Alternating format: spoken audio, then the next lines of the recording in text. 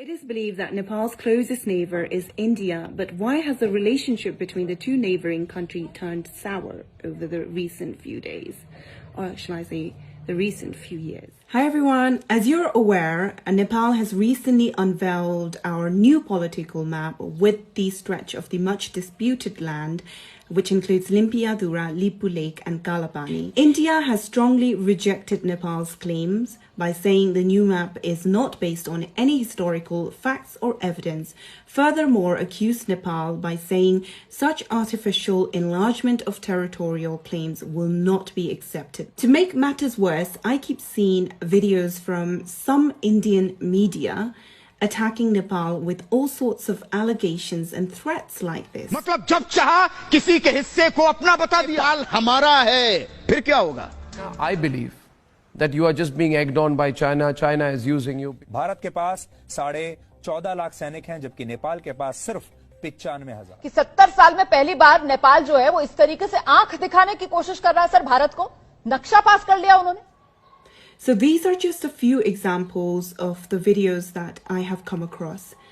My only request to journalists and the Indian media covering this news, you have to be very sensitive about this issue and you have to be cautious of the message that you're putting out as a media outlet, because you have a very powerful voice that reaches all over the country, and we shouldn't be promoting false information to instigate hate between Nepal and India, because trust me, that is going on online right now. And for most part of it, I have been overwhelmed, amused and ignorant, maybe misinformed and enraged by all the information and mind-boggling allegations that's coming left and right.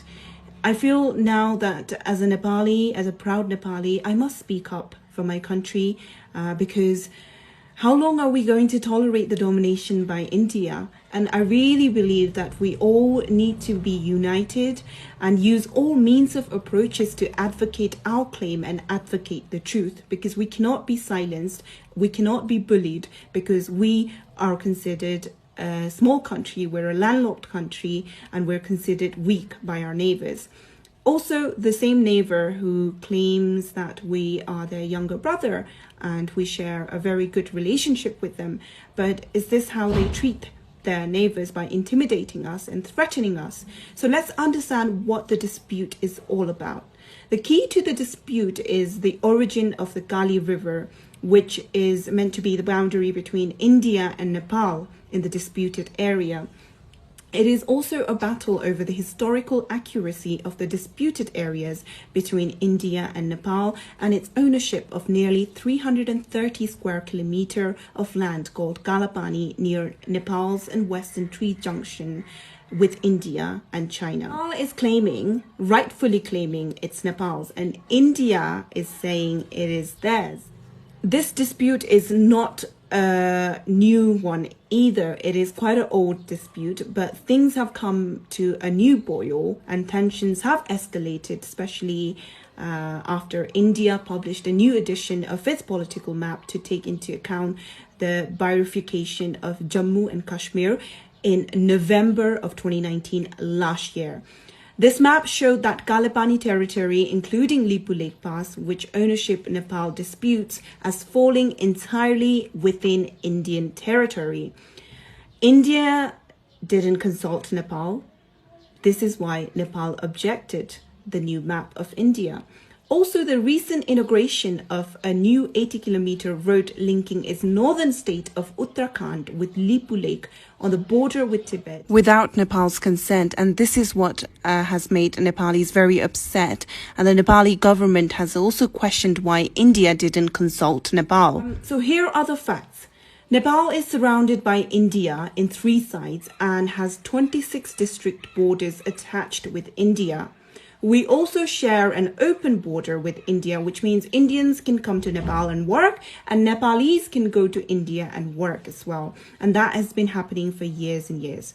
If we look back at the history of Nepal, Nepal actually had a bigger empire known as the Greater Nepal.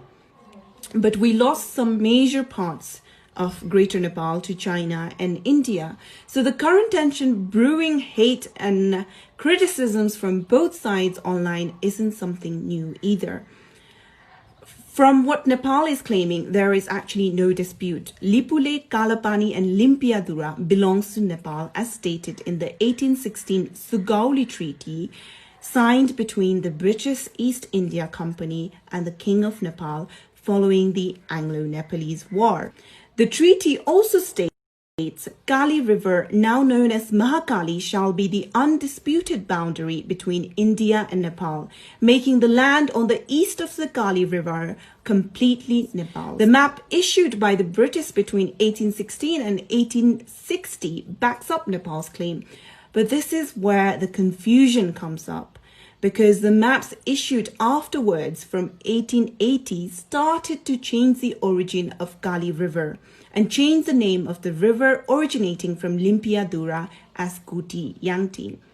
This is where everything gets very questionable.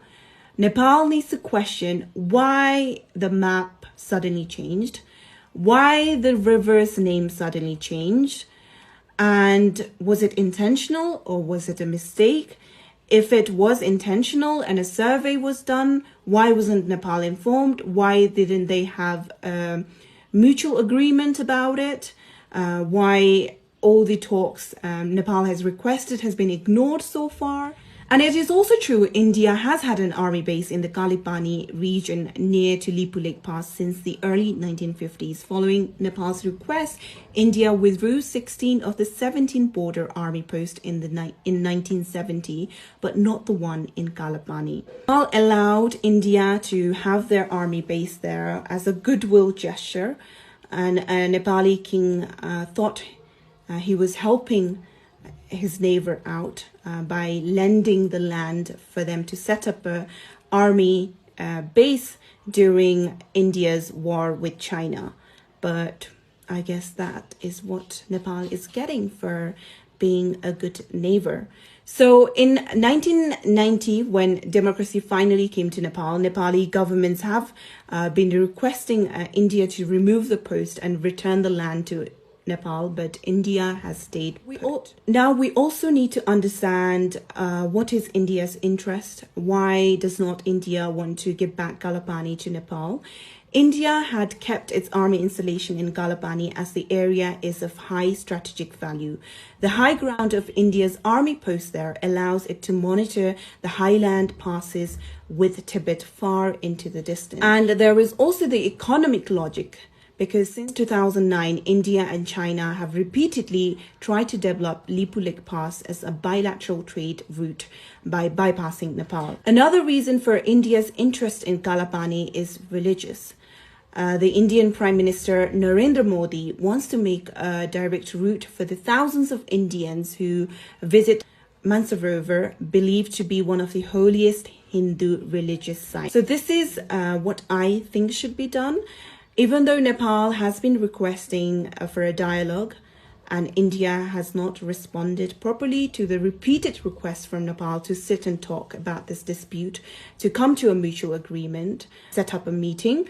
The land in question does belong to Nepal geographically, so Nepal should come up with all the historical evidence available and present its case. So Nepal has census record, Nepal has records of the local election, Nepal has records of people paying their land tax to Nepal. Unfortunately, this dispute has reached another height and has opened up more of an urgent need for a bilateral talks with India and Nepal. Nepal should be ready to face India, and India should be ready to hold serious bilateral dialogues to resolve this issue. To be very realistic, prolonging this standoff is not in the best interest of either Nepal or India, because we do share an open border with India, and Nepalis have been working in India for years and years.